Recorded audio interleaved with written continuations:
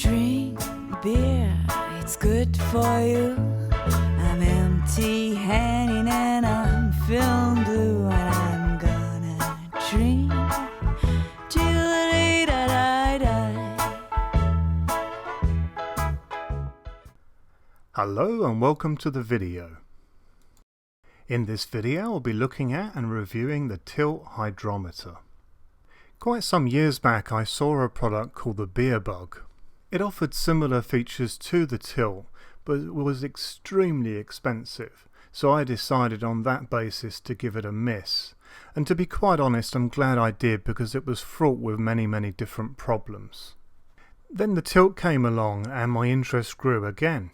The whole idea of being able to track my beer's progress and also keep an eye on the temperature without actually having to open my fermenter really does appeal to me. But again, it comes at a bit of a cost. So let's have a look and see if it's worth it. So here's what I got in the mail, and I think you'll agree that this is a nicely presented box. And as indicated on the back of the box, you can see that the tilts can come in various different colours. I ordered green. The idea behind the colours that if you decide to purchase more than one of these, then you can actually differentiate between each unit just by colour. This comes into play fully when you start using the smart apps that are supported by this unit, both iOS and Android, and you can identify them by colour and also name.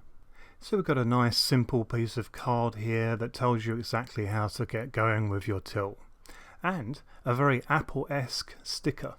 Very nice. You can see that the unit is adequately packaged to make sure that it doesn't get damaged in transit, and also I have to say that the feel of this unit is one of being very solid, so no concerns really about dropping it, I guess.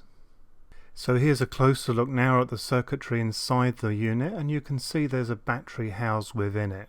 A note about these batteries: I would certainly shop around and go online for these, because you can get them seriously cheaper than you can with the main store retailers. The Tilt transmits all of its data via Bluetooth 4, and you will need a device of this capability in order to use it. This basically means, Apple-wise, that you're looking at iPhone 4S or iPad 3 and upwards. When you first get your Tilt, it will come pre-installed with a battery. International customers need remember though that during the journey the Tilt will probably be using an awful lot of that, so have one in standby just in case you need it. I certainly did. When you have the Tilt in a vertical position, then it goes into sleep mode. When it tilts, it switches on, and the first thing that you see is a light, and that light indicates the battery levels left. Very handy. I found replacing the battery to be particularly easy and fast. No tools are needed for this operation, so that's also kinda handy. Before you can use your Tilt, you do need to calibrate it, and built into the actual smartphone app are calibration tools. The first of these actually has you calibrate the unit while it's actually put into a glass of water, and you can see here the screen that you're presented in the app. If you remember your science lessons at school, you may remember that the specific gravity of water is 1 when it's at 4 degrees C. As I was doing my calibrations at room temperature, I decided to use distilled water because this has a specific gravity of 1 at 20 degrees C, so far more practical. So to calibrate here, all we're doing really is confirming values in a box and sending those to the unit. You will then get a calibrated and uncalibrated reading on the screen at all times, so that's very handy. There is then a very simple procedure which is very similar to adjust the temperature of the unit too.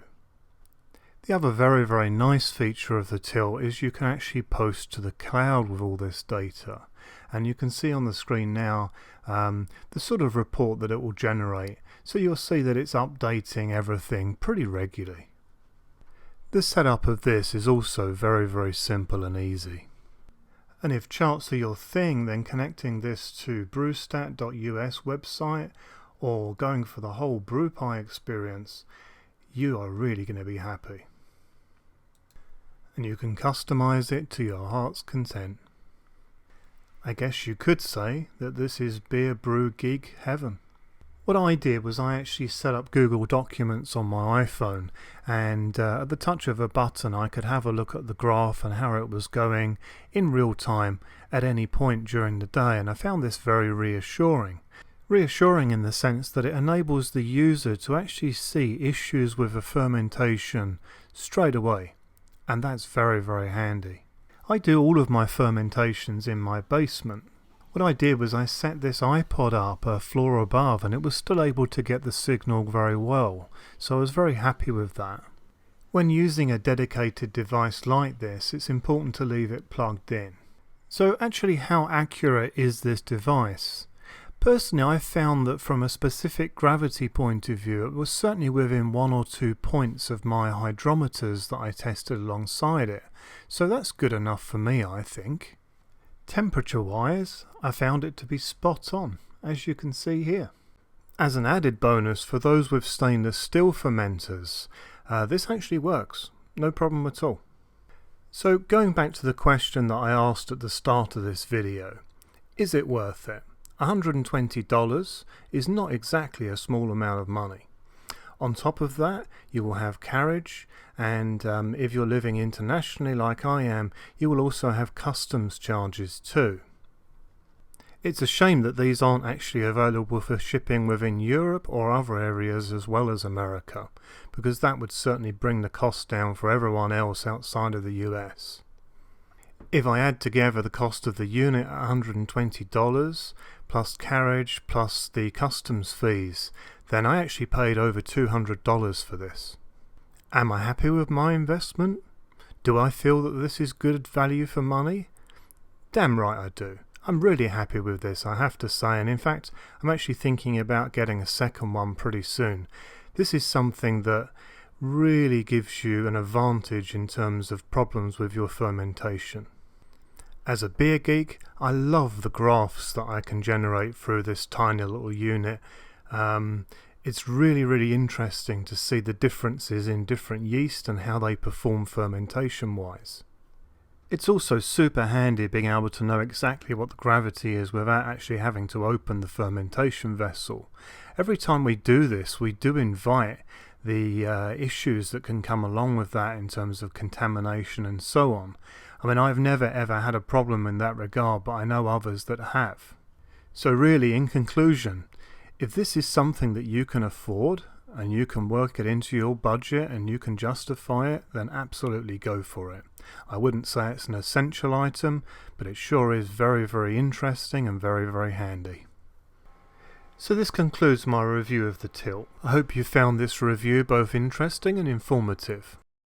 So if you did like this video, then please do go ahead and like it on YouTube. This really helps me out and allows the videos to be seen by a wider audience on YouTube. I've got a lot of videos in the pipeline for the future, so if you're interested in seeing what I've got coming up, then please subscribe for future content. If you have any questions on anything that I've covered in this video or in others, or anything to do with brewing in general, then please do not hesitate to get in touch. I'm more than happy to help. Until then, happy brewing!